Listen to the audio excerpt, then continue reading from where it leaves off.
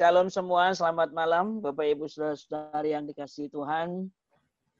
Kita bersyukur untuk kesempatan malam ini. Kembali kita berjumpa di dalam acara Faith Dialog, edisi tanggal 28 Juli tahun 2020. Kita ingat bahwa selama bulan Juli ini kita membahas tentang dosa, dan ini adalah pembahasan yang keempat di bulan Juli ini. Saya review sebentar waktu kita membahas dosa pertama di Selasa pertama di bulan Juli kemarin adalah pengertian dan asal mula dosa.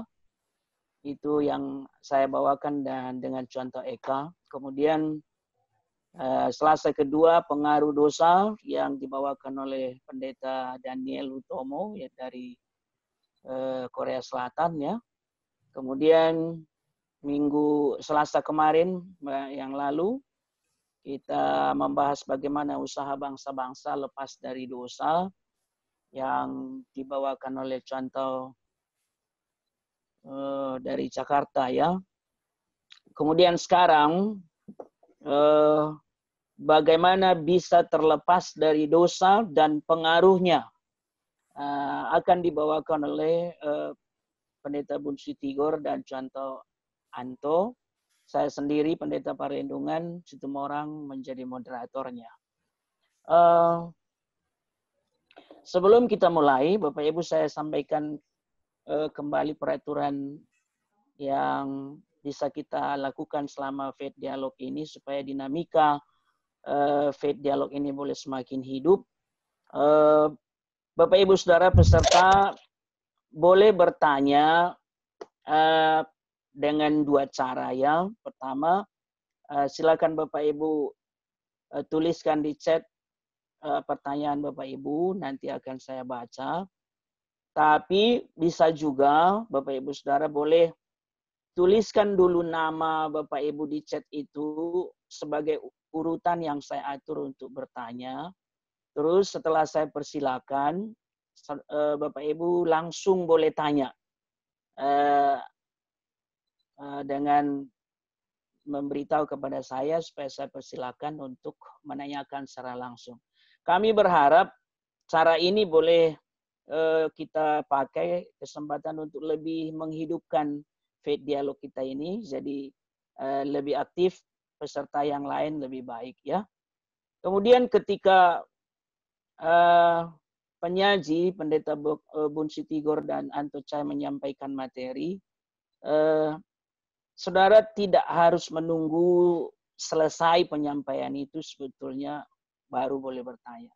Di sela-sela Boksu Bunsi menyampaikan, persis yang Bapak Ibu tanyakan adalah yang sedang dijelaskan itu, saudara boleh bertanya baik secara chat juga boleh secara langsung ya.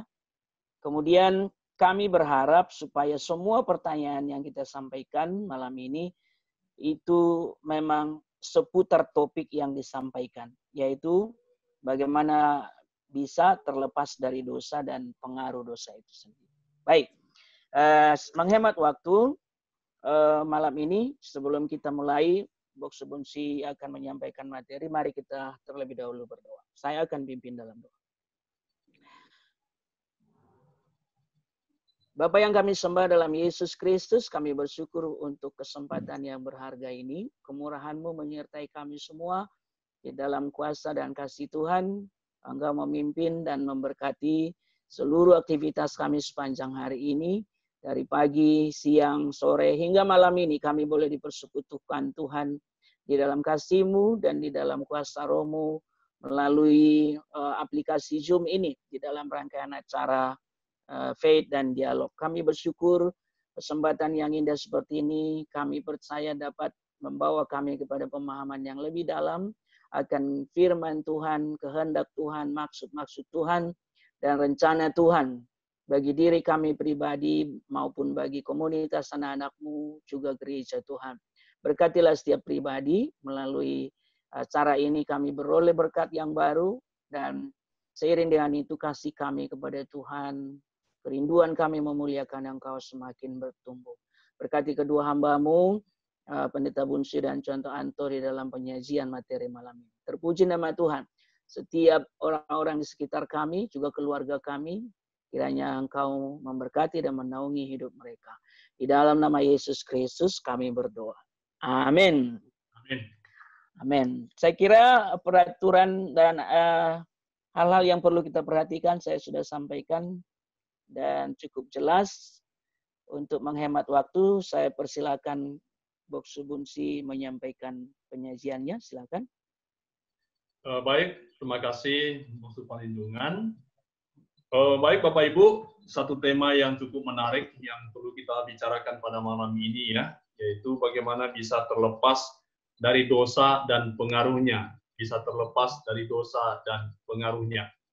Hal ini penting, kenapa? Karena pada dasarnya dosa itu memang sangat mengikat, dosa itu sangat menghantungkan, dan dosa itu membuat manusia kehilangan masa depan, bahkan akal sehat.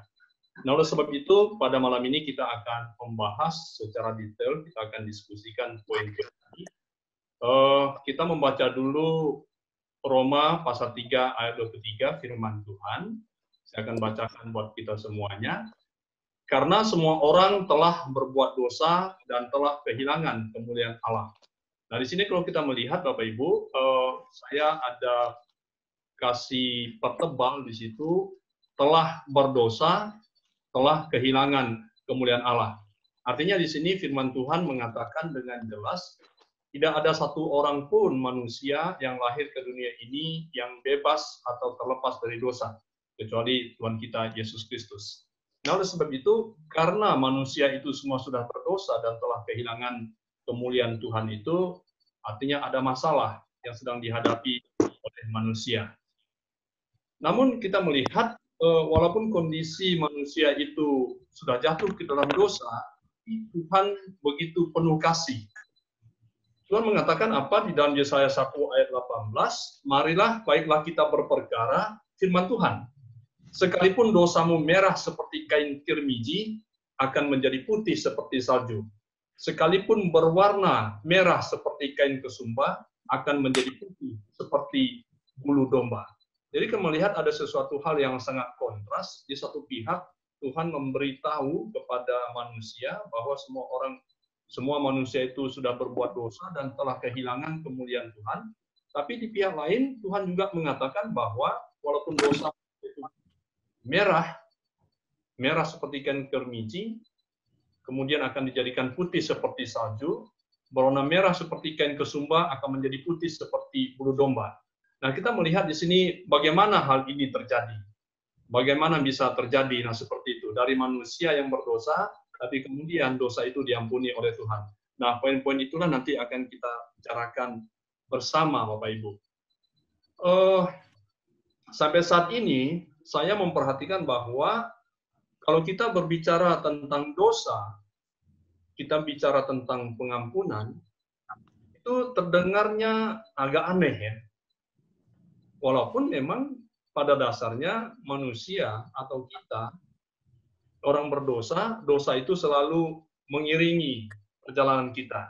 Kemanapun kita berada, kemanapun kita pergi, dosa itu selalu mengintip bagaimana bisa menjatuhkan kita.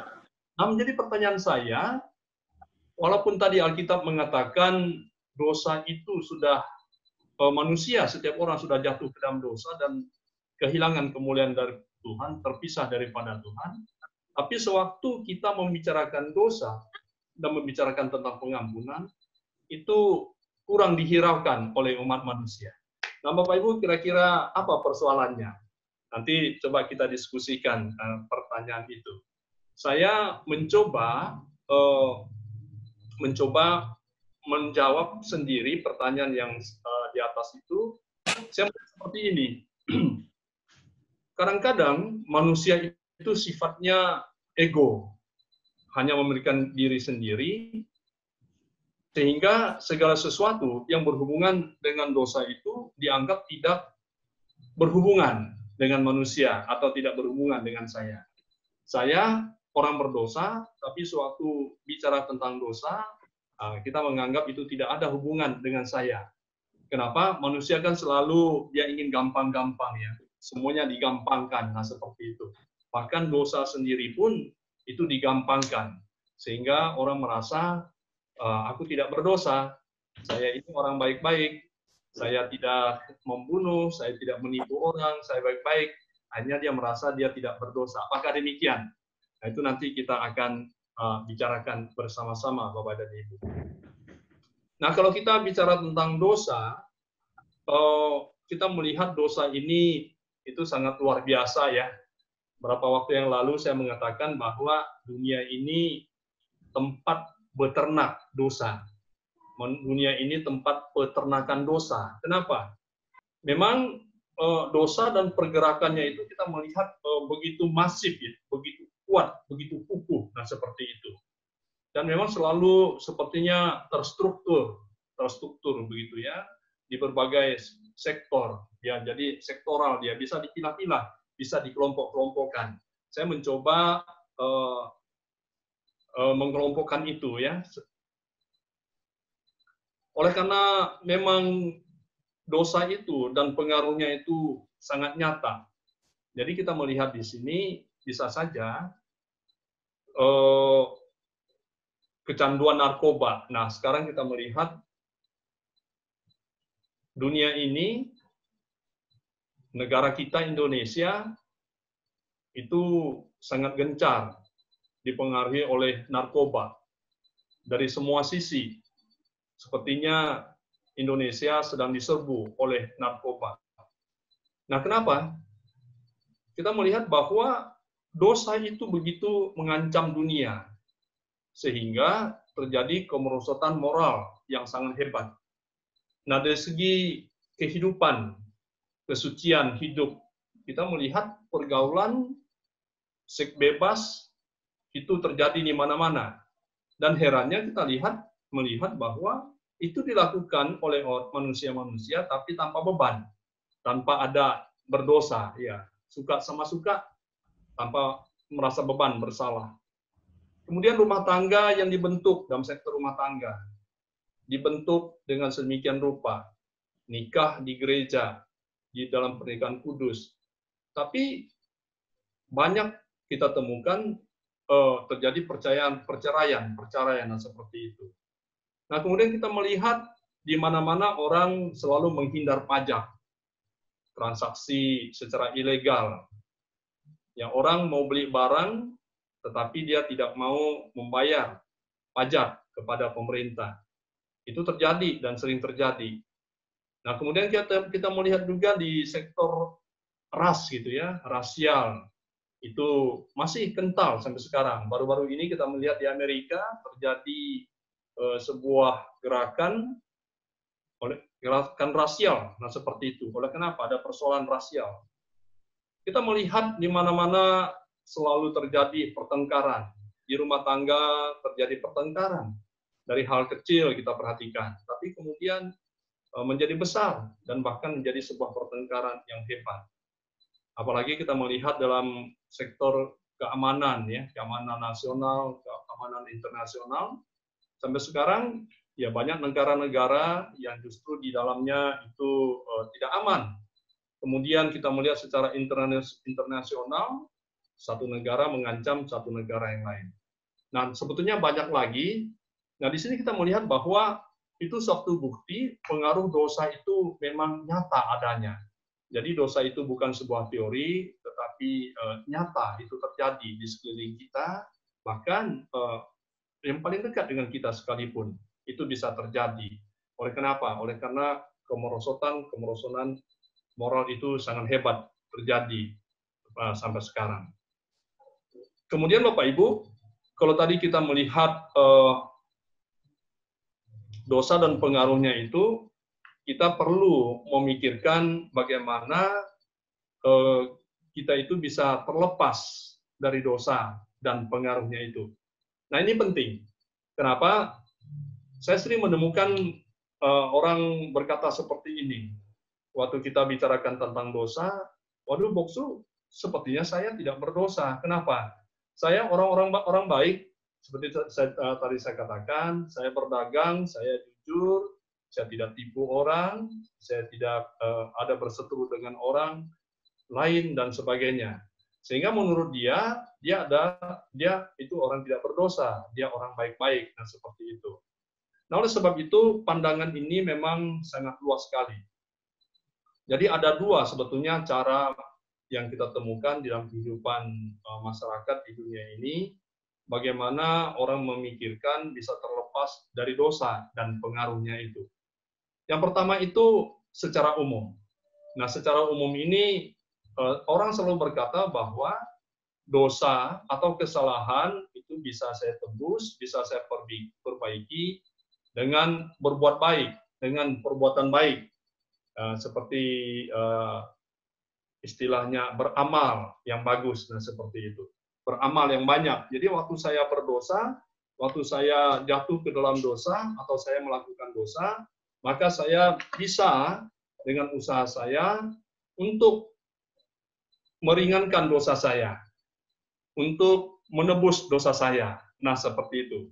Cuma kita ingat bahwa walaupun seseorang itu dia berbuat baik, dia menimbun kebaikan, seperti dia menyusun batu bata, disusun dari batu pertama sampai batu yang 1000 barangkali ke atas, tapi tetap itu tidak bisa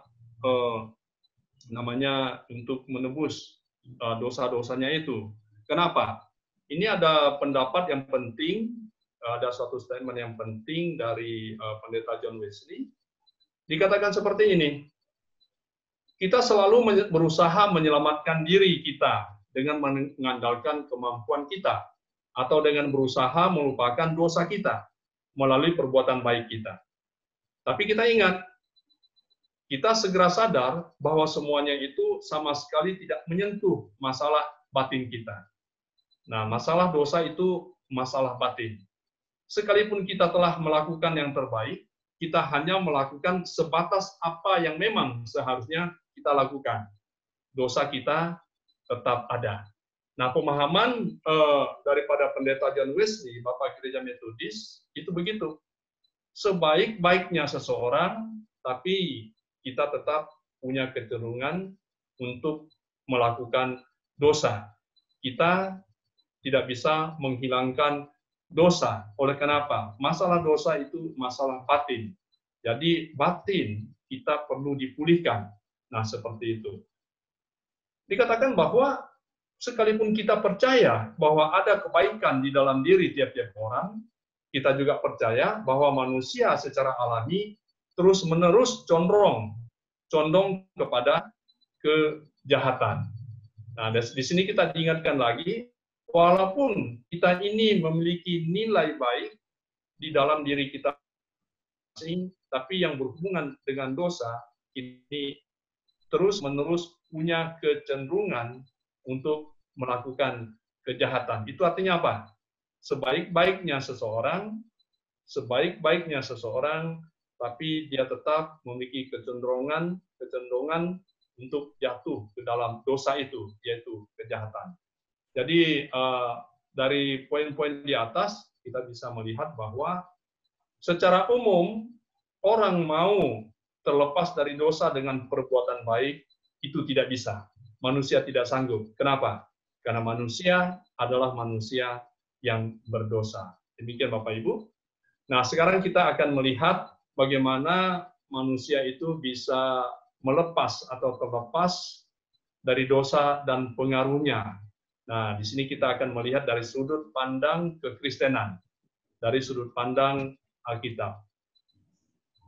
Alkitab mengatakan bahwa seperti yang saya bacakan di awal tadi, semua orang sudah berbuat dosa dan sudah kehilangan kemuliaan Tuhan itu artinya tidak ada satu orang pun yang benar di tengah-tengah dunia ini. Nah, bagaimana supaya memang manusia yang berdosa itu, yang dosanya itu diibaratkan merah seperti kain kesumba, tapi bisa menjadi putih seperti bulu domba. Nah, disinilah orang yang percaya kepada Kristus, kita bertemu dengan suatu kata yang disebut dengan iman.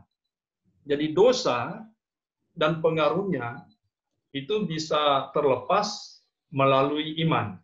Iman yaitu percaya kepada Tuhan Yesus Kristus. Kita membaca dulu 2 ayat firman Tuhan di sini, Efesus 2 ayat 8. Dikatakan seperti ini, sebab karena kasih karunia kamu diselamatkan oleh iman. Itu bukan hasil usahamu, tetapi pemberian Allah. Jadi di sini jelas bahwa berbicara tentang keselamatan, berbicara tentang lepas dari dosa, itu semata-mata memang pemberian daripada Tuhan. Dikatakan dengan kata kasih karunia. Itu bukan hasil usahamu, artinya bukan usahamu, bukan dari perbuatan baikmu, tetapi itu adalah pemberian daripada Tuhan. Kemudian Roma 5 ayat 1. Di situ dikatakan, sebab itu kita yang dibenarkan karena iman, kita hidup dalam damai sejahtera dengan Allah oleh karena Tuhan kita, Yesus Kristus. Nah, jadi kita lihat di sini, dibenarkan oleh iman. Itu merupakan kata kunci bagaimana bisa terlepas dari dosa dan pengaruhnya. Nah, oleh sebab itu, apa yang perlu kita lakukan, Bapak Ibu? Apa yang perlu kita lakukan? Tadi Tuhan sudah mengatakan, itu anugerah daripada Tuhan. Itu pemberian daripada Tuhan. Nah, sekarang tanggung jawab kita apa? Tanggung jawab kita ialah mengakui dosa kita. Mengakui dosa kita. Di mana kita akui? Kepada siapa? Kepada Tuhan. Di hadapan Tuhan. Dan itulah yang disebut dengan pertobatan. Dan pertobatan ini merupakan dasar dari kejujuran di hadapan Tuhan. Jadi kalau seseorang mengatakan, saya ini bertobat, saya ini artinya meninggalkan semua dosa-dosa saya, artinya di situ dia dengan jujur berkata kepada Tuhan, Tuhan, saya tidak mau mengulangi lagi semua dosa saya. Itu sudah saya tinggalkan, saya tidak mau balik lagi. Saya mau berjalan ke depan, jauh daripada dosa. Nah, kita melihat bahwa setelah seseorang bertobat, itu dia mengatakan, dia sungguh-sungguh percaya, dia sepenuhnya percaya dalam kasih, dalam pengampunan Tuhan. Nah, artinya di situ dia yakin bahwa dengan bertobat, dosanya diampuni, dan dia percaya dengan sungguh-sungguh. Dari hasil pertobatan itu, dosanya diampuni. Nah, mengapa itu penting, Bapak Ibu? Tuhan Yesus mengampuni kita, maka dia berkata, Bapamu telah berkenan memberikan kamu kerajaan itu. Lukas 12 ayat 32. Nah, kita terlepas dari dosa dan pengaruhnya, di situ sebetulnya Tuhan menjanjikan kita hidup itu sebagai anggota kerajaan Tuhan. Nah, itu artinya kita hidup di dunia ini, tapi kita bertobat, kita beriman kepada Yesus, kita sudah menjadi anggota kerajaan Tuhan, yaitu di mana Tuhan Yesus yang memerintah kita. Kemudian Bapak Ibu, saya mau mengajak kita melihat satu poin di sini. Mari ya. Pada umumnya kita manusia itu tidak bisa melawan dosa. Setiap orang tidak berdaya untuk melawan dosa. Setiap manusia tidak punya kekuatan untuk melawan dosa.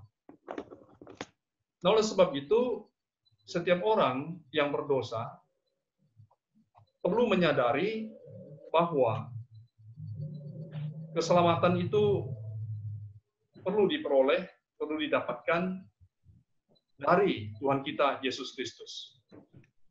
Nah, kenapa?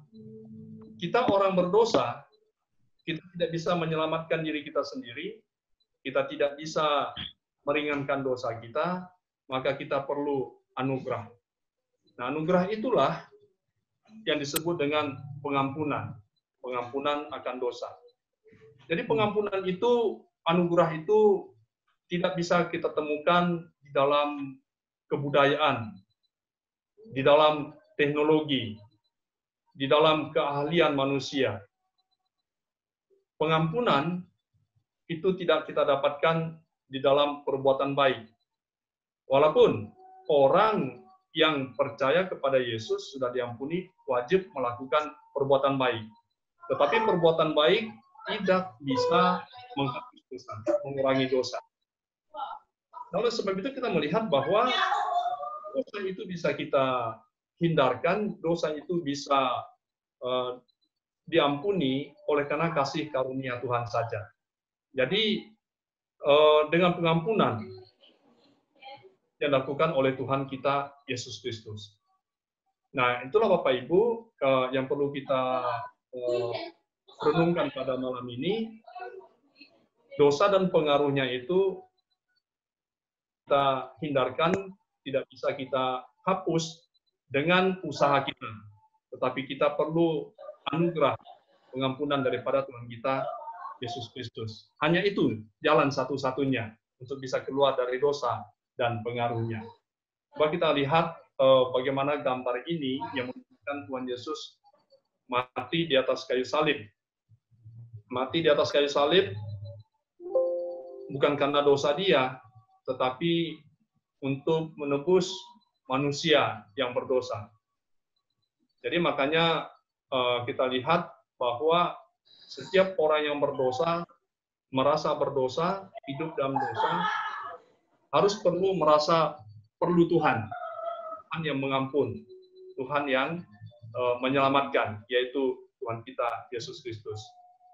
Saya melihat Anto Chantau akan menambahkan lagi, saya persilakan, atau Bapak Ibu, mari kita diskusikan bersama-sama topik ini sambil kita jalan nanti.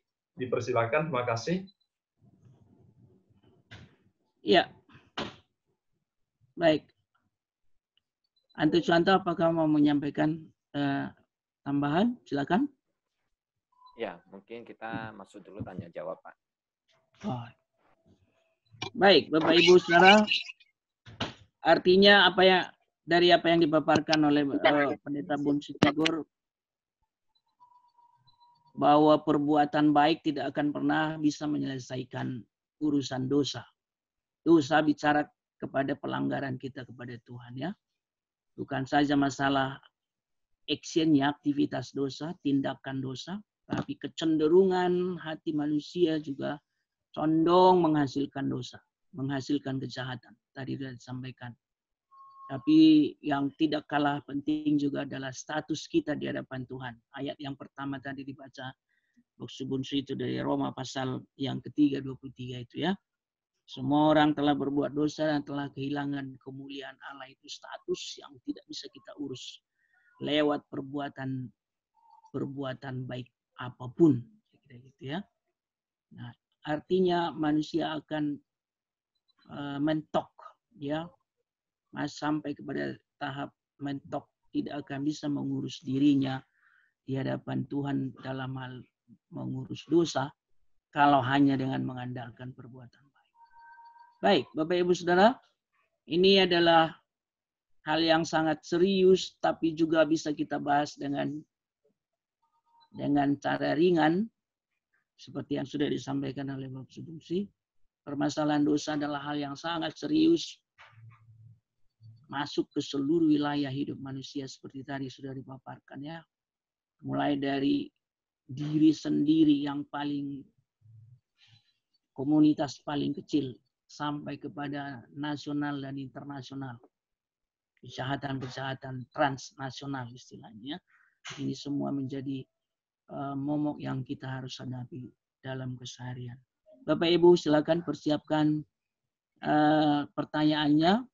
Kalau bisa di-chat namanya, saya akan persilakan untuk menyampaikan secara langsung. Mungkin lebih hidup rasanya kalau Bapak Ibu langsung menanyakannya dengan bersuara. Silakan. Ada? Sebelumnya mungkin Dok Subunsi dan Contoh Anto bisa, kalau begitu, bagaimana penghargaan Tuhan kepada perbuatan baik manusia pada umumnya? Nah, mungkin bisa banyak orang di dunia ini dia tidak mengenal Kristus, tapi perbuatan baiknya luar biasa loh. Menolong banyak orang kaya di dunia ini jadi dermawan, hebat. Bagaimana perbuatan baiknya di dalam pandangan Tuhan? Mungkin bisa dibahas dulu gimana, Buksu? Oke, baik. Saya mencoba dulu, nanti Atut Santo akan menambahkan ya. Ya. Iya, Bapak Ibu, kita melihat di mana-mana ya, itu kadang-kadang mau hari besar keagamaan, kita melihat ada begitu banyak orang memberi, menyumbang, dan sebagainya. Kemudian kita melihat ada acara-acara tertentu orang menyumbang. Saya selalu bertanya seperti ini, orang ini menyumbang, kenapa dia menyumbang?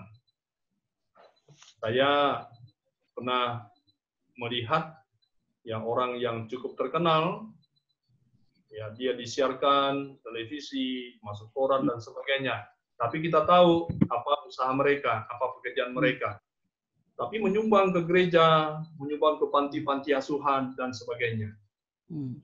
Jadi satu kesimpulan ialah mereka melakukan kebaikan atau berbuat baik, beramal itu sepertinya untuk mendapatkan sesuatu,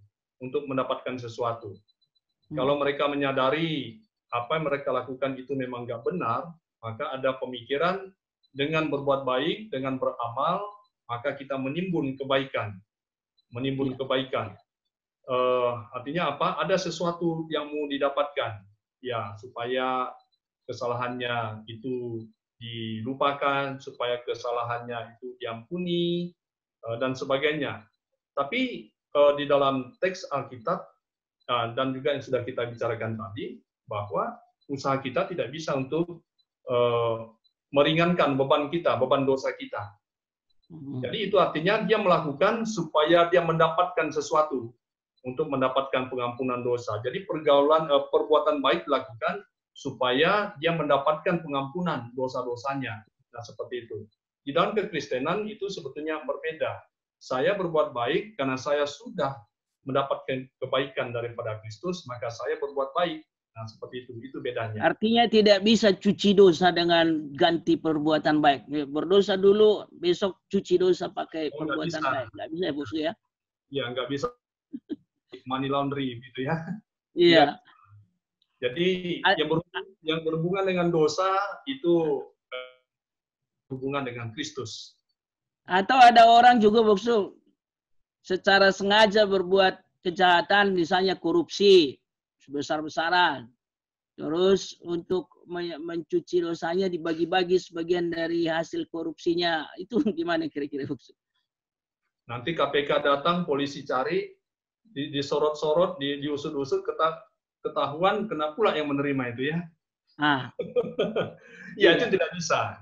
Tidak bisa. Jadi kita melihat tadi itu, ya saya pikir tadi saya ada mengambil satu kata itu masif ya. Jadi dosa dan pergerakannya itu masif. Masif itu sangat kuat. Dia terstruktur begitu. Ya, diatur sedemikian rupa. Tapi bagaimanapun itu tetap dosa. Baik, Busu. Di chat kita sudah ada Ibu Mariana yang akan menyampaikan pertanyaannya secara langsung. Ibu Mariana ini kalau nggak salah dari Senggarang ya. Ya. Silakan Ibu Mariana, boleh? Secara langsung. Ngomong aja kedengaran di sini, ya. Kak. So, saya mau nanya bagaimana untuk mendoakan dosa-dosa orang tua kita, nenek moyang kita yang sudah meninggal. Apakah dosa-dosanya bisa diampuni dengan cara kita berdoa kepada mereka atau dengan cara yang lain begitu? Iya. Terima kasih. Artinya kita bantu ya mereka yang sudah meninggal supaya diampuni dosanya, begitu ya Bu Mariana ya? Ya. Ya, mungkin Boksu bisa jawab. Pertanyaan jelas ya? Ya, saya pikir saya kasih kesempatan pada Anto Santau ya. Ya, silakan. Anto. Saya akan tambahkan. Ya, mungkin saya mau menambah yang awal tadi ya, yang pertanyaan yang pertama gitu ya. Saya sangat mengapresiasi orang-orang yang berbuat baik, yang membangun rumah sekolah, rumah ibadah, gitu ya. Perbuatan baik-baik mereka saya sangat mengapresiasi. Iya. Cuman terkadang kita berpikir bahwa orang-orang yang membangun sekolah, rumah ibadah, jalan, dan lain sebagainya, apakah dia seperti orang-orang Farisi ya, yang dicela Yesus bahwa mereka mempunyai gaya agama tapi tidak memiliki hati yang saleh seperti itu. Jadi Tuhan Yesus mencela mereka bahwa perpuluhan mereka kasih. Oh baik ya, perpuluhan kasih ya. Bagi-bagi uang gitu ya. Tapi rumah-rumah janda mereka telan. Tidak ada keadilan gitu. Aku pernah menantang seseorang yang menantang kekristenan ya. Dia berkata, kami tidak perlu Tuhan Yesus, kami hanya berbuat baik. Nengok saya bangun ini, bangun itu. Oh, memang dia orang kaya. Dia sangat kaya sekali. Dia sangat kaya. Lalu aku bilang ke dia, Pak, dulu aku kerja di bank. Saya tahu permainan bisnis, terutama orang-orang kaya. Gitu ya. Mereka membeli rumah, melapor itu rumahnya tidak sesuai dengan uang yang dibeli. Misalnya dia beli rumah itu 3M. Tapi dia laporan itu 1,5 M. Kenapa? Supaya pajaknya lebih rendah, gitu. Lebih rendah ya. Nah, dia mengambil uang ini lalu dia donorkan ke yang lain, ke orang-orang miskin, gitu. Jadi saya menantang orang ini, orang-orang kaya ini bahwa beranikah Anda jujur bahwa Anda tidak pernah lari pajak? Tahukah Anda bahwa negara Indonesia miskin itu karena banyaknya orang kaya yang tidak membayar pajak dengan full. Kalau kita selidiki ya, pernah ada satu koran tahun 2007 kalau nggak salah yang mengatakan seperti ini. Apabila rakyat Indonesia, terutama orang-orang kaya, semua membayar pajak dengan full, maka di Indonesia tidak akan ada orang miskin. Korannya berkata seperti itu, gitu. Bukan kata saya, tapi kata koran. Jadi mereka mengambil uang haram ini ya, tanda kutip ya kita tekankan ya, uang haram ini untuk menolong orang-orang miskin yang padahal karena mereka lah adanya orang-orang miskin ini. Jadi mereka merasa sudah melakukan kebaikan. Inilah yang dicela oleh Tuhan Yesus. Kamu kasih. Puasa, kamu puasa. Ke bait Allah, kamu tiap Sabtu beribadah. Tapi keadilan kamu tidak melakukannya. Nah, kembali lagi, saya sangat mengapresiasi orang-orang yang berbuat kebaikan. Nah, di balik orang-orang yang melakukan kebaikan, di sana kita dapat satu melihat bahwa dia sadar. Dia banyak melakukan dosa. Dia sadar dia adalah orang berdosa. Kenapa? Kalau dia tidak sadar dia banyak melakukan dosa, maka dia tidak perlu susah payah untuk melakukan kebaikan demi mencuci dosanya. Ini sebuah tindakan yang mencerminkan bahwa mereka itu sadar dosa mereka banyak. Sehingga mereka melakukan kebaikan untuk menghibur dirinya sendiri. Tapi beda di hadapan Tuhan.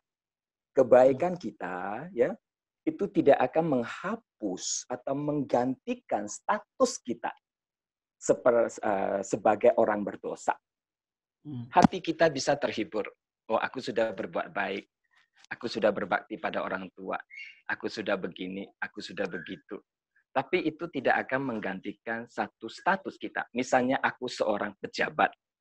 Aku seorang koruptor. Gitu ya. Lalu aku berbuat baik. Aku bangun sekolah. Aku bantu anak yatim piatu dengan uang-uang ini. Baik toh? Baik sekali. Tapi saya tetap adalah seorang koruptor. kebaikan itu tidak akan dapat menghapus status saya sebagai orang koruptor. Nah, sama halnya kita di hadapan Tuhan. Ketika kita berbuat kebaikan, kebaikan itu tidak akan mengubah status kita. Yaitu seperti yang tadi Boksu sudah paparkan, kita sudah kehilangan kemuliaan Tuhan. Kita semua manusia berdosa, itu status kita. Jadi kebaikan tidak akan dapat menggantikan status kita sebagai dari orang berdosa menjadi orang benar. Kembali lagi, saya sangat mengapresiasi orang-orang yang berbuat kebaikan. Ya mungkin itu gitu ya. Lanjut contoh pertanyaan Ibu Mariana tadi, bagaimana dengan orang tua, nenek moyang kita yang sudah meninggal? Oh iya. Ya. Ya. Alkitab berkata bahwa dosa itu kita tanggung sendiri. Ya. Kita tidak dapat menolong. Saya juga tidak bisa menolong ibu, ya tadi ibu yang bertanya ya, untuk menghapus dosa ibu. Saya nggak bisa berdoa untuk ibu supaya dosa ibu itu diringankan, gitu ya. Yang dapat meringankan dosa itu adalah Kristus, sang satu-satunya penyelamat, gitu ya. Apalagi ya, aku hanya bisa berdoa untuk ibu supaya ibu suatu saat bisa mengenal Kristus, bisa kembali kepada Kristus, gitu. Itu bagi orang yang masih hidup. Karena ibu masih hidup di dunia ini. Tapi untuk orang-orang yang sudah mati, ya itu kita tidak dapat berdoa bagi mereka supaya mereka diterima di sisi Tuhan, gitu ya. Berbeda dengan pengajaran Katolik. Nah, Katolik itu boleh. Lebih dalamnya saya kurang paham, ya. Tapi ada beberapa ajaran yang mengatakan mereka itu membaptis orang mati, ya, doakan dia dan supaya diterima di sisi Tuhan. Tapi Alkitab tidak pernah berkata seperti itu. Ya. Ya, mungkin Mbak Subunsu ada tambah. Ya, terima kasih Santo Anto. Baik Ibu, itu sebuah pertanyaan yang menarik memang, apalagi kita orang Tionghoa ya, kita selalu berhubungan dengan pemikiran-pemikiran seperti itu. Memang betul, tadi Anto Santo mengatakan ada beberapa pengajaran yang saya pikir itu cukup mempengaruhi kehidupan kita orang Tionghoa. Ada pengajaran yang memang mengatakan orang yang sudah mati kita bisa doakan. Dia masuk neraka pun bisa kita doakan, kemudian dia bisa masuk ke surga. Nah, seperti itu. Tapi di dalam Alkitab itu jelas. Artinya begini, kita tidak ada hubungan dengan dosa nenek moyang kita. Karena masalah dosa itu pribadi kita dengan Tuhan. Jadi pertobatan juga itu sifatnya pribadi kita dengan Tuhan. Mungkin secara sederhana saya mengatakan seperti ini, di dalam kekristenan, untuk masuk surga, itu kita tidak bisa boncengan. Ya, saya tidak bisa bonceng istri saya tidak bisa bonceng anak saya, karena itu sifatnya pribadi. Kenapa? Dosa itu harus diselesaikan, minta pengampunan kita dengan Tuhan. Nah, seperti itu. Jadi Tuhanlah yang memperhitungkan semuanya, apakah kita sungguh-sungguh bertobat atau tidak. Jadi kalau Ibu tadi bertanya, bagaimana dengan dosa nenek moyang saya? Apakah dengan saya mendoakan dia bisa dihapus dosanya? Itu jelas tidak. Nah, seperti itu. Yang penting Ibu perhatikan adalah bagaimana Ibu sekarang pribadi dengan Tuhan. Nah, Tuhan tentu memperhatikan pertobatan kita, tapi Tuhan tentu memperhatikan pertobatan kita, dan Tuhan sangat menghargai itu. Tapi kita tidak bisa menyelamatkan orang lain, apakah itu nenek moyang kita yang berhubungan dengan dosa. Kita bisa mendoakan seseorang masih hidup. Kalau dia masih hidup, kita bisa mendoakan dia. Tapi kalau sudah meninggal, itu tidak ada hubungan lagi. Begitu Ibu, semoga bisa membantu Ibu. Ya. Jangankan untuk meminta berkat, meringankan dosanya pun kita nggak bisa lagi dari dunia ini. Ya. Artinya kekristenan tidak mengajarkan kita berdoa kepada atau mendoakan orang yang sudah meninggal, gitu ya. Baik. Ibu Mariana, saya berharap cukup jelas ya penjelasan dari dua hamba Tuhan yang penyaji kita. Baik. Terima kasih. Iya, makasih. Selanjutnya, iya, beberapa peneguhan dari saudara-saudara kita. Ada dari Ibu Rosinta Sitohang, ya, terima kasih Ibu. Itu saya ini sebenarnya, Sitohang. Berbuat baik yang diterima adalah upah berbuat baik diterima di bumi ini, ya. Tetapi perbuatan baik itu tidak bisa sebagai usaha untuk mendapatkan anugerah Tuhan. Betul, itu tadi yang ditekankan penyaji kita. Kemudian tidak ada doa buat arwah-arwah leluhur sebab tidak ada hubungannya orang hidup dengan orang yang sudah meninggal. Betul. Itu tadi yang disimpulkan oleh Box Bunsui. Sekarang ada pertanyaan yang akan disampaikan oleh Bapak Johan Prasetyo. Silakan. Ya. Pak Johan, langsung saja. Ya, Boksu, terima kasih ya untuk kesempatannya. Ya. Saya mau tanya, ya, sebagian orang punya pemikiran bahwa dosa itu disebabkan kita saling berhubungan dengan sesama manusia. Misalnya, karena saya ada hubungan dengan manusia lain, ya, berkomunikasi, bersosialisasi, sehingga akan terjadi dosa. Misalnya mulai rasa marah, benci, dan lain sebagainya. Kalau begitu, saya bersemedi aja. Kurangi waktu saya dengan sesama manusia yang lain. Dengan demikian, saya menghindari dosa. Itu pemikiran yang pertama. Yang kedua, mungkin saya coba mau melepaskan semua ego, kemarahan saya, keterikatan saya, dan lain sebagainya. Sehingga tidak ada akar dosa di dalam setiap tindakan saya. Apakah hal itu mungkin nggak terjadi? Dan apabila dilakukan itu, apakah memang salah satu cara yang efektif untuk melepaskan dosa kita? Nah, atau bebas dari dosa. Itu Boksu. Thank you. Ya, silakan Boksu, langsung saja. Pertanyaannya cukup jelas. Baik. Sebetulnya kalau kita melihat, ini tadi yang saya tanya pertama ya. Jadi sebetulnya yang masalah dosa itu yang pertama adalah hubungan kita dengan Tuhan yang sudah rusak. Ya. Hubungan kita dengan Tuhan yang sudah rusak. Kalau kita melihat asal-usul dosa itu, sebelum Adam dan Hawa itu tidak melanggar firman Tuhan, dia tidak melanggar peraturan-peraturan Tuhan, mereka tidak berdosa. Artinya apa? Mereka lakukan semua yang Tuhan katakan, perintahkan kepada mereka. Tetapi suatu mereka melanggar perintah Tuhan, maka mereka berdosa. Jadi dosa itu kan tidak diciptakan oleh Tuhan, ya. Dan pengaruh dari itu, turunannya itu ya sampai kepada zaman kita sekarang. Kenapa? Di dalam bersosialisasi ya bisa terjadi dosa. Di dalam orang berdagang bisa terjadi dosa. Di dalam kita bisa bicara dengan teman-teman itu bisa timbul dosa dan sebagainya. Lantas apakah memang kita menyendiri baru kita bisa terlepas dari dosa atau kita tidak jatuh ke dalam dosa? Juga tidak. Kenapa? Suatu kita berpikiran yang tidak bagus, suatu kita berpikiran yang enggak benar, ya itu juga kita berdosa. Nah, seperti itu. Tuhan Yesus pernah mengkritik ya, kalau seorang melihat perempuan begitu. Ya, melihat saja kan nggak masalah ya.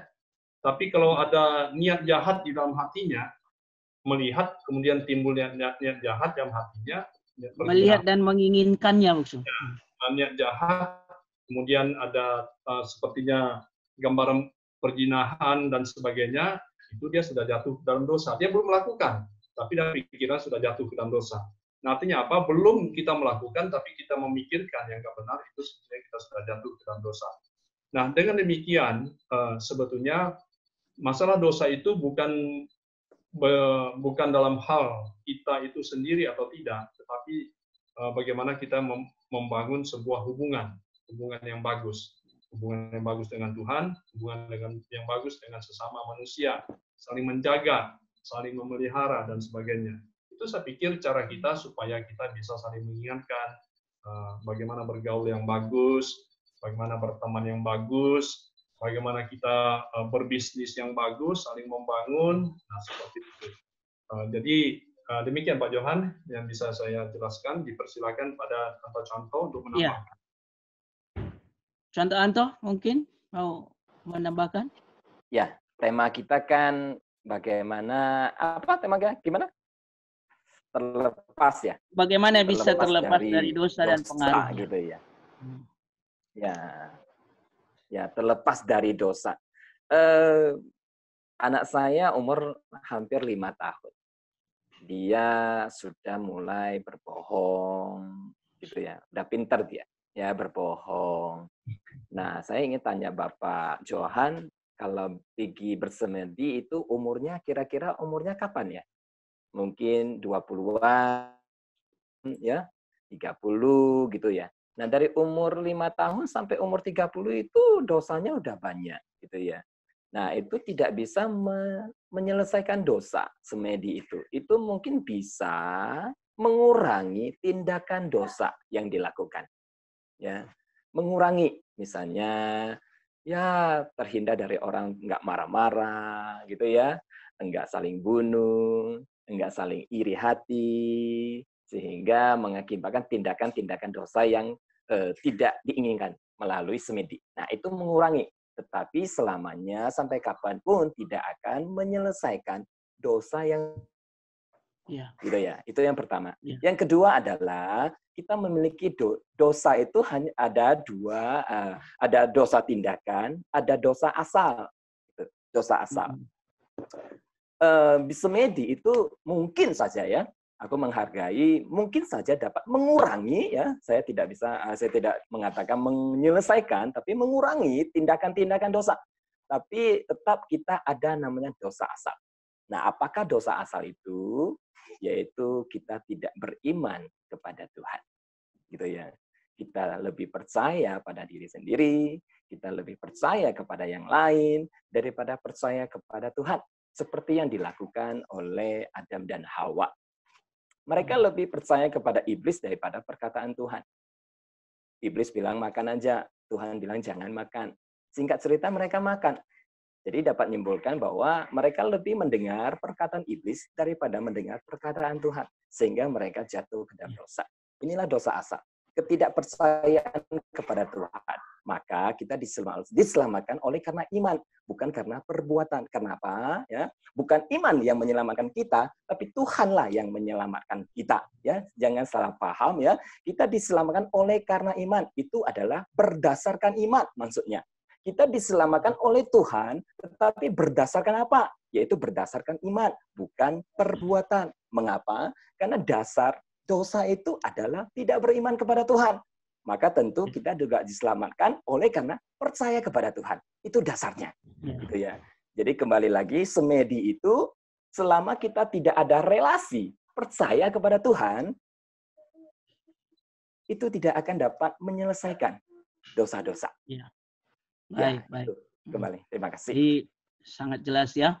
Artinya menarik diri dari dunia ini, pergi ke tempat sepi, berbulan-bulan di sana, tidak bersinggungan dengan manusia yang berdosa, bukan berarti menyelesaikan dosa dirinya sendiri. Ya. Ada satu lagi, Bok Su, tadi yang belum terjawab. Oh ya, silakan langsung saja. Kalau kita melepaskan hasrat kita, atau keinginan kita, atau keterikatan kita terhadap dunia ini, apakah itu bisa juga salah satu cara untuk melepaskan dosa enggak?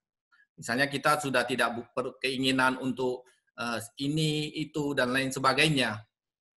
Karena sumber dosa itu kan karena kita menginginkan dan terikat sekali dengan dunia ini. Itu salah satu akar dosa sebenarnya kan. Ya. Apakah hal ini bisa menyelesaikan masalah enggak ya? Ya, saya jawab ya. Ya, silakan. Ada satu agama ya yang mengajarkan bahwa kita harus meninggalkan keinginan supaya kita bisa masuk ke nirwana gitu. Supaya bisa sempurna seperti itu. Nah, saya pernah berkomunikasi dengan orang-orang yang begitu mendalami ajaran ini. Saya bertanya kepada dia, mungkinkah kita menghapus segala keinginan kita? Pertama, saat itu aku ke rumahnya. Dia punya adik. Dia punya papa mama. tapi dia tidak menikah, gitu, karena dia ingin meninggalkan keinginan itu. Aku bertanya kepada dia, masakan kamu tidak menginginkan orang tuamu mati dengan muda? Masa kamu tidak menginginkan adikmu memiliki keluarga yang indah? Masakan kamu enggak menginginkan ketika orang tua kamu sakit, itu bisa lekas sembuh? Dia jawab semua ingin. Nah, bagaimana mungkin kamu bisa terlepas dengan keinginan ini? Dan saya garis bawahi lagi. Untuk melepaskan keinginan, itu juga adalah keinginan. Saya ulangi ya. Untuk melepaskan segala hasrat dan keinginan yang ada di dalam hati kita, itu juga adalah keinginan. Saya ingin lepas dari dosa, itu keinginan. Saya ingin sempurna, masuk kepada nirwana, itu keinginan. Nah, bagaimana kita menghapus keinginan ini? Tentu tidak bisa. Ini pertanyaannya sangat kontradiksi sendiri gitu ya. Jadi ya mungkin itu saja. Terima kasih. Oke, baik. Masih ada pertanyaan beberapa lagi. Saya sampaikan di sini dari Saudara Johnny Simon dulu ya. Dalam batas-batas tertentu kita bisa membantu orang, ya. Tapi kalau kita tidak bantu, apakah di mata Tuhan itu dosa? Nah, itu dulu. Kira-kira gimana, Buksu? Oh iya. Kita tadi perbuatan baik dalam hal membantu orang tidak diperhitungkan Tuhan untuk mengurus dosa, betul kan?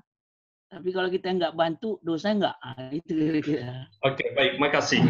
Ya, saya ingin mengulangi sedikit yang saya katakan tadi. Perbuatan baik itu memang tidak bisa mengurangi dosa. Tapi orang yang sudah diampuni dosanya oleh Kristus wajib berbuat baik. Jadi bagi orang Kristen, berbuat baik itu adalah buah.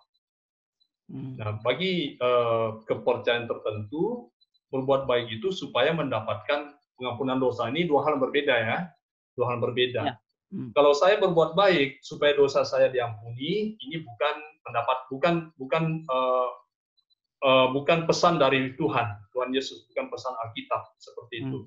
Tapi orang yang sudah percaya Yesus wajib berbuat baik, itu adalah pesan daripada Tuhan Yesus, pesan daripada Alkitab.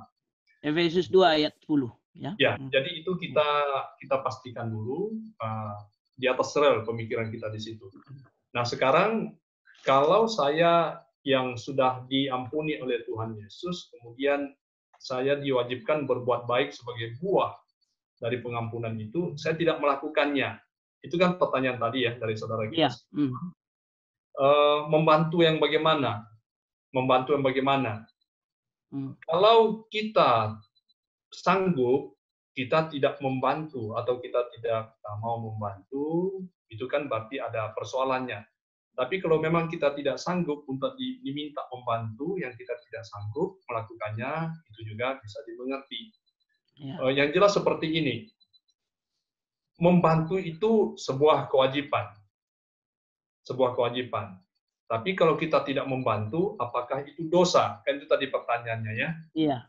Ya, apakah saya sudah tahu ini, saya wajib membantu dia, tapi saya tidak membantu dia, padahal saya sanggup untuk membantunya. Apakah itu dosa? Saya pikir coba kita diskusikan dulu, Boksu. Kita tanya pendapat teman-teman yang lain. Bukankah ada firman Tuhan juga, kalau kamu tahu itu berbuat baik tapi kamu tidak melakukannya, itu dosa. Itu firman loh, bilang juga kan? Ya. Coba kita diskusikan dulu ini penting ini. Iya.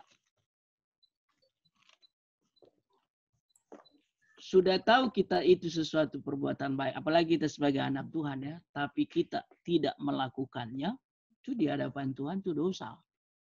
Ya. Itu. Makanya kita semua dipanggil setelah kita diselamatkan, ya kan? Berbuat baik.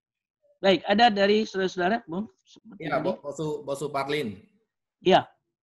Menurut saya, kalau kita mampu untuk melakukannya, tapi kita mengabaikannya, itu tentu dosa.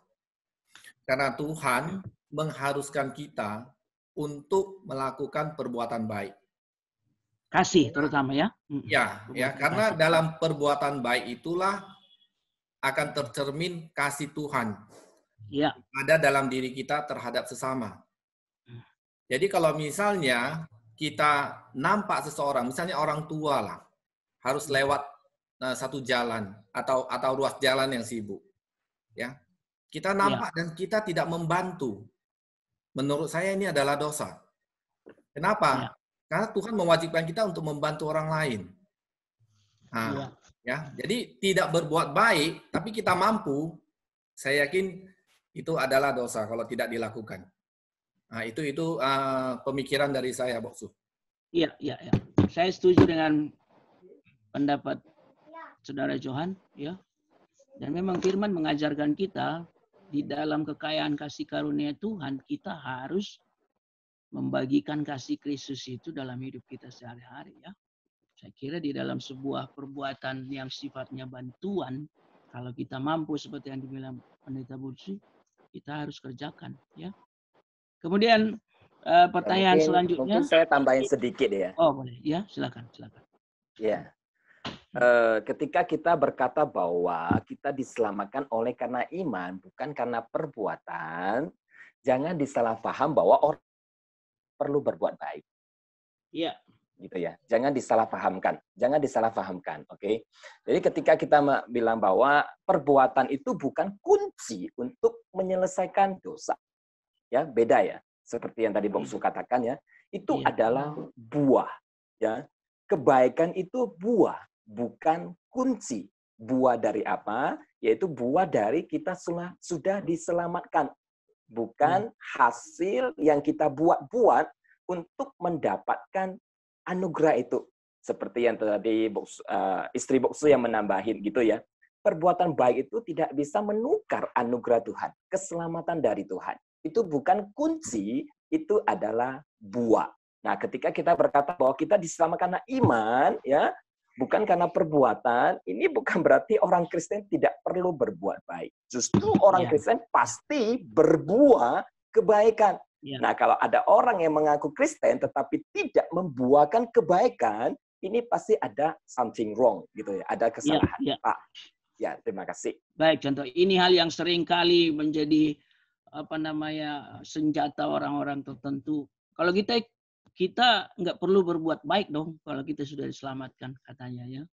Padahal justru setelah menyadari anugerah keselamatan harusnya kita lebih gencar berbuat baik, ya kan? Baik, pertanyaan berikutnya saudara adalah dari Bapak Akai ya. Akai, bagaimana terlepas dari dosa favorit tanda petik, yakni dosa yang sering terulang walaupun sudah bertobat sebelumnya, seperti dosa kecanduan, narkoba, pornografi, mencuri, berjudi, dan lain-lain. Jadi ada dosa bahasa Bataknya dosa hasian ya, sayang disayangi, sangat disayangi dosa itu berulang-ulang. Mungkin orang nggak tahu tapi diulangi terus. Nah, bagaimana supaya bisa lepas dari ini? Mungkin Su Bunsi bisa jawab?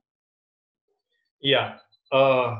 Jadi tadi di awal saya sudah mengatakan bahwa dosa itu kan sangat mengikat, sangat mempengaruhi, bahkan seperti menggembok ya. Sekali jatuh ke dalam dosa, manusia itu sulit untuk bergerak. Tapi kuasa Tuhan Yesus melebihi dari semua kuasa itu, bukan?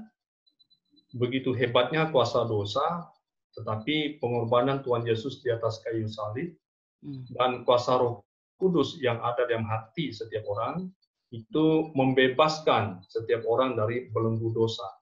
Pertanyaan tadi ialah kalau itu sudah diminta pengampunan, dilakukan lagi, minta pengampunan, dilakukan lagi. Saya pikir itu persoalannya ya. Hari ini saya berdosa A, saya meminta Tuhan dosa ini tolonglah, saya bebaskanlah. Tuhan berikan kekuatan, dia bisa bebaskan 1 minggu. Kemudian jatuh lagi. Nah, seperti itu. Nah, bagaimana ini? Nah, saya pikir kita perlu tahu apa yang membuat dia bisa jatuh seperti itu. Tadi saya katakan di dalam awal tadi, ini ada kalimat saya di sini, ini kan berbicara tentang pengampunan, itu kadang-kadang kan aneh, walaupun dosa selalu mengiringi kita. Nah, mengapa? Ini pertanyaan saya kan. Saya mencoba, kenapa? Karena pada umumnya kita itu terlampau gampang, menggampangkan. Ya, ini gampang ini bisa diurus, gampang ini. Ya. Nah, seperti itu. Saya berdosa, semua digampangkan. Padahal Tuhan Yesus mau kita itu menjadi orang yang betul-betul bertanggung jawab. Artinya, kita bisa memahami betul bahwa pengorbanan Tuhan Yesus yang sudah mengampuni saya karena dosa saya, itu dengan harga yang mahal, kan begitu ya? Dengan harga yang mahal, dengan darah yang kudus, darah dengan nyawa, nah seperti itu. Terkadang orang Kristen tidak mendapatkan keputusan atau pemahaman untuk memahami pengorbanan itu begitu mahal. Nah seperti itu. Sehingga orang Kristen merasa begitu gampang-gampangnya, saya berdosa minta pengampunan, diampuni, kemudian jatuh lagi, minta ampun lagi. Nah ini adalah pemahaman kekristenan yang rendah begitu ya, yang tidak berbobot kekristenannya. Nah seperti itu, dia tidak menghargai dengan sungguh-sungguh pengorbanan harga nilai dari darah Tuhan Yesus, nyawa daripada Tuhan Yesus untuk dia. Nah seperti itu. Iya. Nah saya pikir kalau perlu bertumbuh dewasa. Kadang-kadang begini, orang selalu menyalahkan lingkungan. Kenapa saya jatuh? Kenapa dia jatuh? Ini lingkungan saya. Ini karena pergaulan saya, ini karena si A, si B, dan sebagainya. Nah, seperti itu. Jadi gampang-gampang seperti itu. Jadi sebetulnya menjadi orang Kristen yang terlepas dari ikatan dosa, karena dia bertobat dengan sungguh-sungguh, dia melihat, ini saya sudah dibebaskan ini dengan harga yang mahal, maka saya harus bertanggung jawab untuk menjaga ini, supaya jangan jatuh. Artinya dia perlu setia kepada Tuhan. Iya. Demikian. Iya.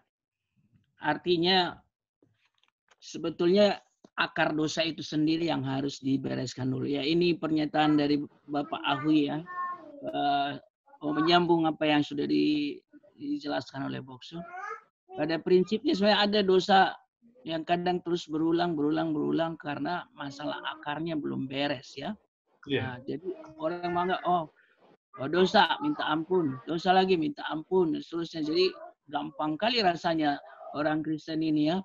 Nah, orang non-Kristen melihat loh, jadi nggak connect dalam pikiran mereka. Padahal di satu sisi mereka berjuang lewat perbuatan baik misalnya untuk membersihkan dirinya dari dosa. Kita minta ampun, selesai minta ampun, tapi terus diulang-ulang. Nah, bagaimana meluruskan ini kira-kira gitu? Penyelesaian akarnya maksudnya. Boleh saya tambahin sedikit? Iya, silakan. Ya, saya bertambah ya, tambahan lah ya. Saya melihat dari sudut pandang anugerah, kasih karunia. Ya, saya garis bawahi ya, saya ulangi lagi. Ketika saya berkata seperti ini, bukan saya toleransi dengan dosa, tidak ya. Tapi saya dari sudut pandang kasih karunia Tuhan. Ya, di dalam teologi kemetodisan itu tolong di Bokso Bunsi mungkin boleh diterjemahkan. Kita ada namanya Yishi Entian. Anugerah pemula ya apa? Pendahuluan. Anugerah kita pendahuluan. Ada anugerah pendahuluan. Kita juga ada Ciu Entian, yaitu kita anugerah keselamatan. Dan yang ketiga kita ada anugerah Chengsheng Entian. Chengsheng menjadi kudus gitu ya. Anugerah pengudusan gitu. Jadi artinya adalah kita ada enggak orang Kristen yang betul-betul sudah jadi Kristen tapi dia masih lemah? Ada. Bahkan Boksu juga bisa jatuh ke seks gitu ya. Nah, apakah dia bukan Kristen? Tidak. Itulah yang disebut dengan Chengsheng Entian, pengudusan, anugerah pengudusan. Itu butuh bertumbuh. Seperti yang tadi Boksu Bunsi katakan, kita butuh dewasa. Tapi ketika kita ada salah, itu tidak menghapus status kita sebagai anak Allah di hadapan Tuhan. Karena dosa kecil itu. Misalnya saya kasih contoh. Anak saya, ya, ketika dia berbohong kepada saya, status dia tetap anak saya. Sekalipun itu dosa dan dia terus melakukan hal yang sama. Tapi Iya. suatu saat anak bisa tumbuh dewasa, dia sadar itu salah. Dan dia berusaha untuk mengubahnya. Nah, saya kesaksian sedikit. Dulu saya sangat terikat oleh video pornografi. Dan saya ketika sesudah melihat pornografi, saya tidak bisa dilewatkan namanya masturbasi. Apa? Masturbasi ya? Iya. Ya, masturbasi. Onani, ya. Ya, onani, ya, onani. Ya. Ketika saya sudah melihat video ini, saya pasti namanya ada onani. Bahkan ketika saya sudah menikah pun, saya melakukan hal yang sama. Bayangkan itu. Dan saya betul-betul udah jadi Kristen, bahkan saya ingin menyerahkan diri menjadi hamba Tuhan. Tentu saya sangat tidak terima ketika saya disebut saya bukan orang Kristen. Gitu ya. Saya betul-betul mengasihi Tuhan kok. Saya ingin bertobat kok. Tapi saya lemah. Inilah ada anugerah pengudusan. Tapi sekarang puji Tuhan, saya sudah lepas. Melewat apa? Ya, bertumbuh. Gitu ya, seperti yang Mbak Subunsi katakan, bertumbuh. Ada, ya kita dipanggilkan untuk bertumbuh. Semakin mengenal Tuhan, mengenal kasih Tuhan, mengenal misi, visi Tuhan, mengenal isi hati Tuhan. Nah, ketika kita sudah mengenal Tuhan lebih dalam, lebih dekat dengan Tuhan, itu akan membuat kita terlepas dari ikatan-ikatan. Ya, itu saja. Terima kasih.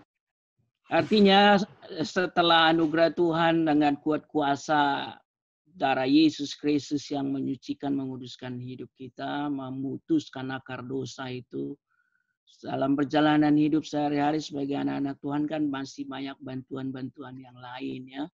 Lewat ibadah, kita rajin bertemu dengan saudara seiman, firman kita bahas, firman kita pelajari, kita berjuang melakukannya. Ada saudara-saudara seiman yang juga menjaga kita secara tidak langsung ya. Ada doa, ya, ada persekutuan-persekutuan yang kita ikuti.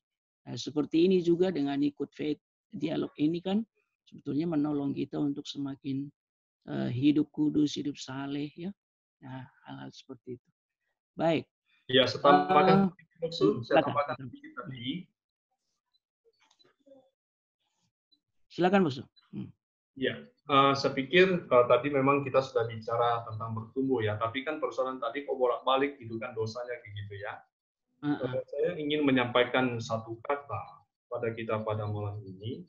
Kalau kita tidak memposisikan diri, kita tidak menempatkan diri kita di posisi untuk dimaafkan atau minta maaf kepada Tuhan, sulit bagi kita untuk bertumbuh. Kalau dia tahu posisi saya ini di posisi orang yang perlu minta maaf atau dimaafkan, itu kan merendah kita, di bawah kita, nah seperti itu. Yeah. Kalau kita sudah bisa menempatkan diri kita di posisi orang yang mau dimaafkan atau minta maaf, nah di sini saya yakin kita akan bisa bertumbuh. Kenapa? Kita sadar siapa kita. Tadi Anto Contoh di situ dia sadar siapa dia kan, dengan semua kelemahannya, tapi dia juga tahu siapa yang bisa menolong dia. Maka dia bertumbuh dengan pimpinan Roh Kudus, semakin dekat kepada Tuhan, sehingga akhirnya dia berhasil. Nah seperti itu. Terima kasih, Bos. Baik. Jadi sebetulnya banyak senjata yang sudah disiapkan Tuhan untuk kita bisa melawan dan menang dari dosa itu ya. Puji Tuhan. Oh ya, jadi yang tadi kalau kita tahu kita harusnya berbuat baik tapi kita tidak melakukannya ya. Itu tadi ya, terima kasih untuk itu Rosina Stohang mengingatkan. Yakobus 4 ayat 17 ya. Saya baca. Jadi jika seorang tahu bagaimana ia harus berbuat baik, tetapi ia tidak melakukannya, ia berdosa. Nah itu ya.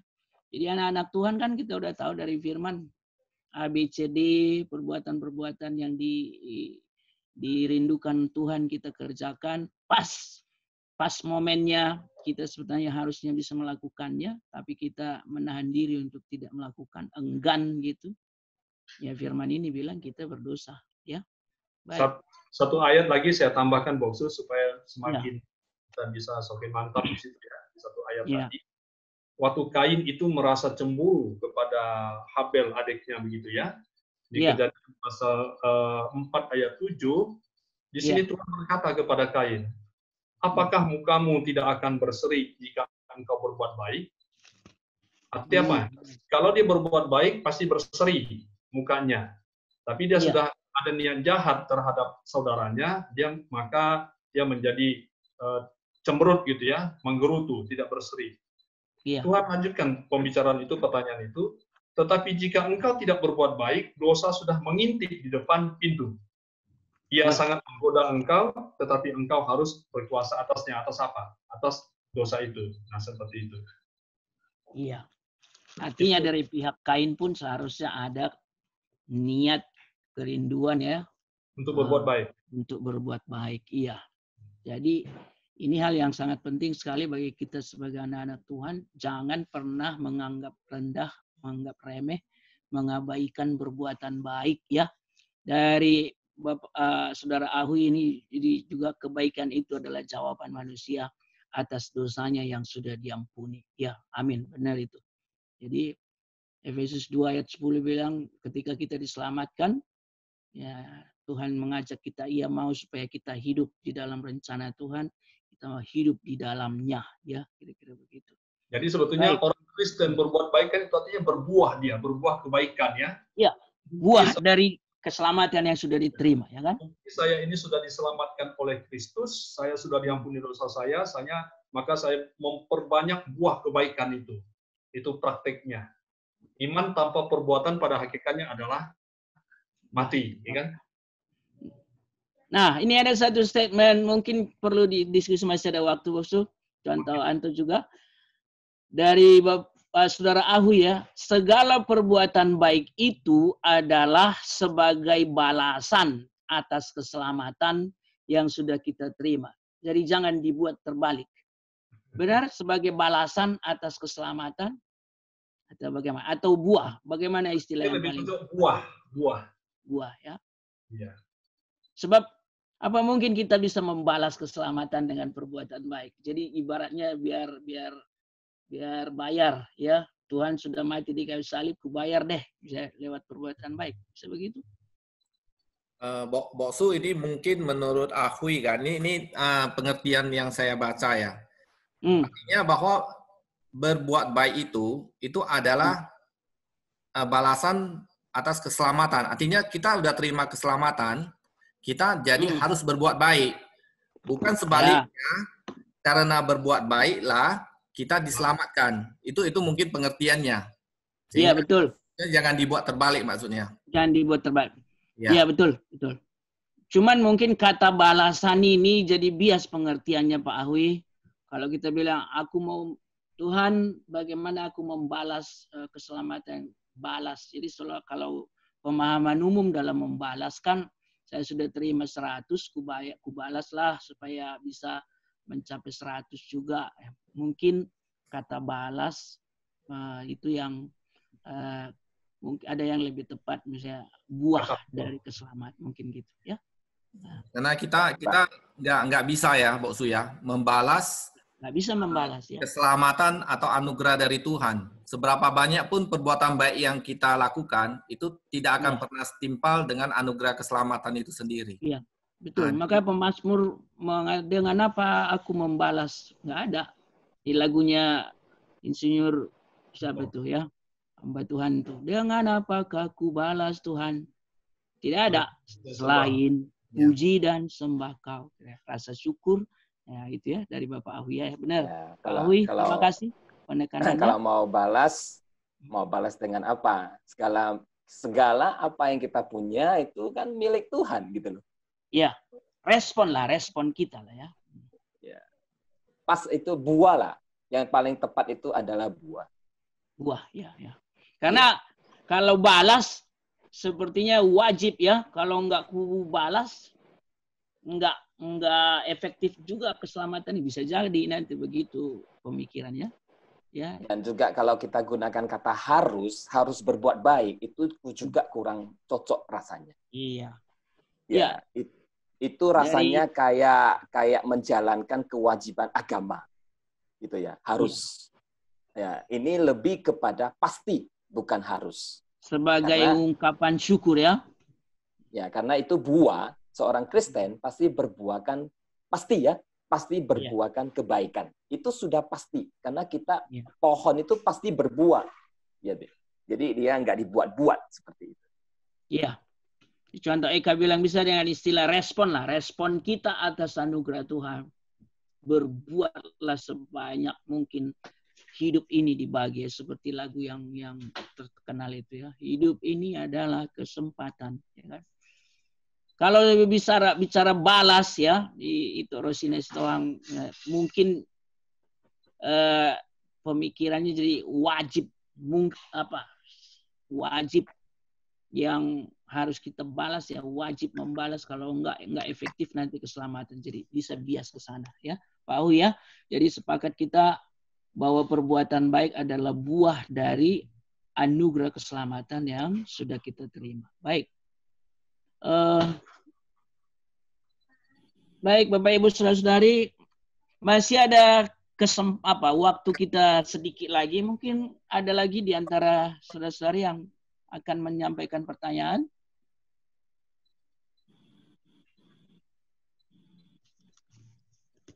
Baik.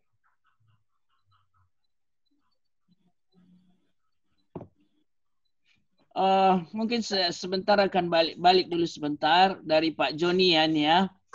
Saya kira sangat banyak orang yang tidak mengerti pelatihan semedi ini sebenarnya apa artinya. Jangankan orang Kristen, seorang yang mengatakan dia agama Buddha pun belum tentu dia mengerti apa itu semedi. Semedi itu apakah sama dengan seperti yang dilakukan para rahib zaman dulu ya, menarik diri ke biara-biara jauh dari pergaulan manusia? Apakah kira-kira sama itu, Buksu? Ya, semedi yang sekarang dilakukan orang. Iya. Kalau kita melihat akarnya itu, akar pengertiannya itu hampir sama. Kenapa? Baik itu para rahib-rahib zaman dulu, mereka kan sebetulnya ingin terlepas ya, ingin jauh dari hirup-pikuknya ini. Bahkan saya pernah baca ada itu bapak gereja yang sampai mengebiri dirinya supaya jangan ada hasrat kepada perempuan, bisa sampai begitu jauh. Ya, itu salah satu pemahaman yang mereka pahami pada zaman itu, bukan? Nah, jadi sebetulnya bersemedi itu secara umum umum. Tapi secara terus kita melihat perkembangan itu juga tidak membantu orang yang bersemedi itu untuk bisa tidak terkontaminasi dengan dunia ini, bukan?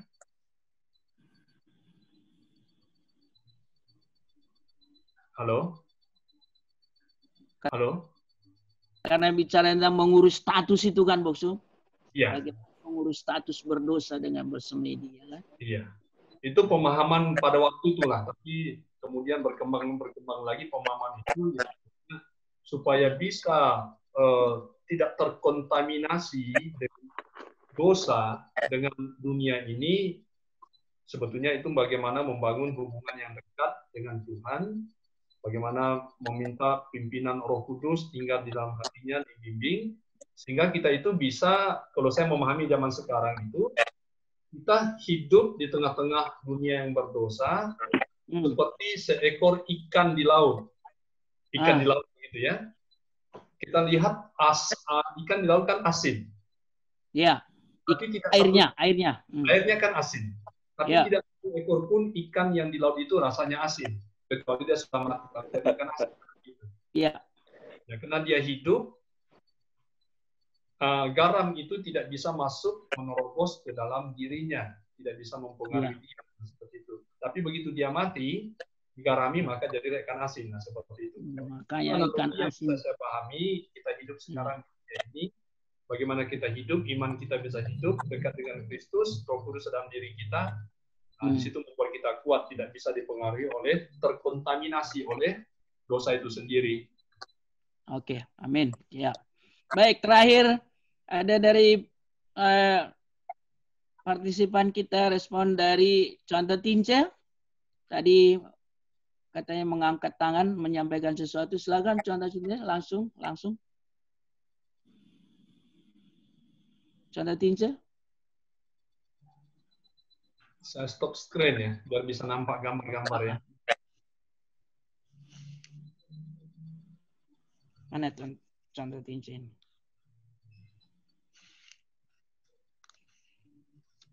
Nah, sambil menunggu saya ingin tambahin meditasi ini tadi ya.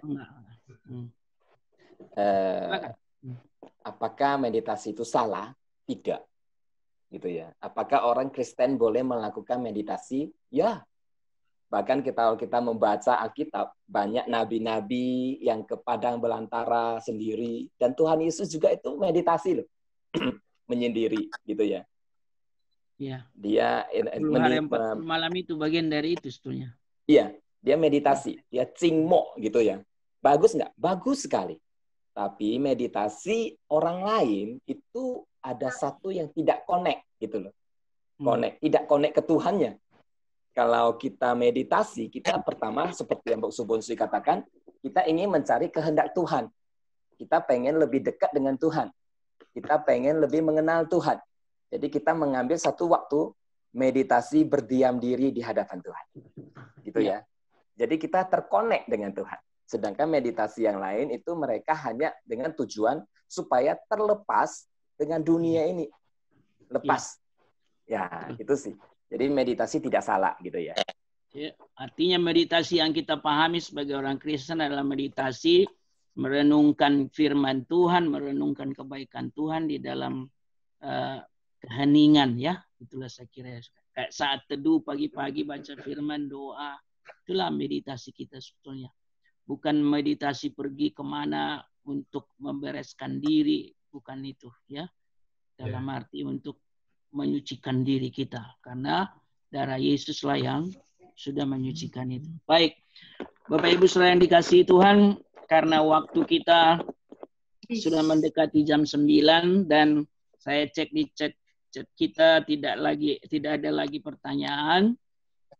Kalau bisa saya simpulkan sedikit dari apa yang kita bahas pada malam hari ini, Bapak Ibu Saudara, bahwa usaha-usaha yang dilakukan oleh manusia pada umumnya di dunia untuk membereskan dosanya di hadapan Tuhan dan pengaruh-pengaruh baik buruknya yang dihadapi dia dalam keberdosaannya pada umumnya di luar kekristenan adalah berjuang dengan segala upaya perbuatan kebajikan, perbuatan baik, perbuatan yang dapat dikerjakan sendiri, yang kadang mengumpulkan pahala, mengumpulkan sesuatu yang sifatnya menolong orang, membagi hidupnya dengan harapan dia dapat perkenanan dari Tuhan dan dosanya diampuni. Tapi malam ini kita diberitahu oleh kebenaran-kebenaran firman Tuhan bahwa namanya dosa, kita berdosa kepada Tuhan, bukan hanya urusan action dosa, aktivitas dosa sehari-hari yang kita bisa lihat, tapi kecenderungan di hati juga terlebih status kita. Roma 3:23 tadi ya. Tidak ada satu manusia pun yang bisa mengurus dosanya dalam hal status berdosa di hadapan Tuhan. Kecuali dari apa yang ditawarkan oleh firman Tuhan kepada kita lewat Alkitab, kita tahu bahwa anugerah keselamatan itu adalah pemberian Tuhan dan kita responi dengan iman, percaya kepada Tuhan sungguh-sungguh. Ya, Roma pasal 10 ayat 9 dengan sangat tegas itu mengajarkan kepada kita harus ada pengakuan di dalam mulut dan juga kepercayaan di dalam hati. Saya baca Bapak Ibu, inilah firman Tuhan dari Roma 10 ayat 9. Sebab jika kamu mengaku dengan mulutmu, ada pengakuan ya, bahwa Yesus adalah Tuhan dan percaya dalam hatimu bahwa Allah telah membangkitkan dia dari antara orang mati, maka kamu akan diselamatkan. Dari pengakuan lewat mulut dan percaya di hati, itulah yang membawa kita kepada pembenaran di dalam Kristus ya. Roma pasal 5 ayat 1. Darah Yesuslah yang menyucikan kita. Sebaliknya bagaimana posisi perbuatan baik dari tadi diskusi kita? Oleh karena kita sudah diselamatkan Tuhan, maka respon kita sebagai ucapan syukur kita, sebagai yang membuat kita bergairah luar biasa di dalam Kristus, kita sudah beroleh keselamatan. Kalau Paulus bilang kerjakanlah keselamatanmu, itulah hal-hal yang dapat kita lakukan dengan perbuatan baik, membagi hidup, memuliakan Tuhan, membantu orang lain, dan macam-macam hal yang sifatnya aktivitas yang dapat meringankan beban hidup orang lain. Dan itulah yang diajarkan firman, anak Tuhan seperti kita harus terus-menerus berbuat kebaikan selama kita dari dunia ini. Ya, dengan cara itulah kita memuliakan Tuhan. Baik, Bapak Ibu, dan demikian karena waktu membatasi kita sudahi Faith Dialog kita malam hari ini. Terima kasih untuk kedua hamba Tuhan penyaji, Bapak Pendeta Bun Sitigor dan Conto Anto, dan dalam segala persiapan dan urapan Roh Kudus yang sudah menyertai. Demikian juga buat semua Bapak Ibu Saudara yang setia bergabung. Sekian kali kita sudah melakukan Faith Dialog, ada di antara Bapak Ibu yang tiap Selasa tidak pernah absen ya. Minggu depan Bapak Ibu, hari Selasa depan kita akan semakin mengerucutkan pembahasan kita malam ini dengan memandang kepada Sang Mesias, ya, Sang Mesias yang menjadi jalan keluar satu-satunya atas permasalahan dosa.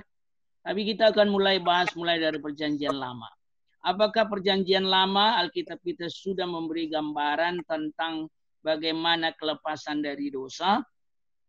Selanjutnya akan bergeser ke Perjanjian Baru di minggu berikutnya.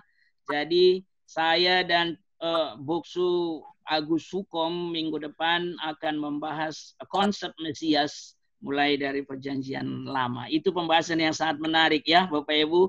Jangan sampai ketinggalan Selasa depan. Atur waktu sedemikian supaya kita tetap bisa join di dalam Faith Dialog ini. Jadi sampai nanti kita masuki bulan Agustus, ada satu minggu kita akan bicara tentang bagaimana bernegara yang baik karena semangat 17 Agustusan ya. Berharap kami dari tim Faith Dialog kita tetap setia, dan kalau ada di antara Bapak Ibu Saudara, sahabat kita, saudara kita, keluarga kita yang tidak sempat ikut malam seperti ini, silakan juga boleh melihatnya di video YouTube ya. Yang kami unggah setiap hari ini Selasa ya, hari Kamis minimal kami sudah unggah di YouTube, jadi bisa juga diulangi kembali semakin memperdalamnya. Terima kasih. Baik, segala hormat kemuliaan bagi nama Tuhan, Soli Deo Gloria. Kita akan akhiri di dalam doa. Boksu Bunsi, silakan Boksu mungkin bisa dalam doa. Terima kasih. Baik, mari kita berdoa. Bapa di surga, pada malam ini kami kembali bersyukur Tuhan telah memimpin kami 1,5 jam kami menggunakan waktu ini untuk membicarakan kebenaran firman Tuhan. Kami percaya Bapa menebus kami orang-orang yang berdosa melalui pengorbanan Tuhan Yesus di atas kayu salib. Kami adalah orang-orang yang bisa keluar dari pengaruh dosa oleh karena Roh Kudus yang menguatkan kami. Bapa pimpin kami bertumbuh di dalam Tuhan, bertumbuh dewasa. Dan ada banyak orang yang belum mengenal Tuhan. Kami memohon, biarlah semakin banyak orang bisa mengerti Yesus Kristus adalah Tuhan dan Juru Selamat.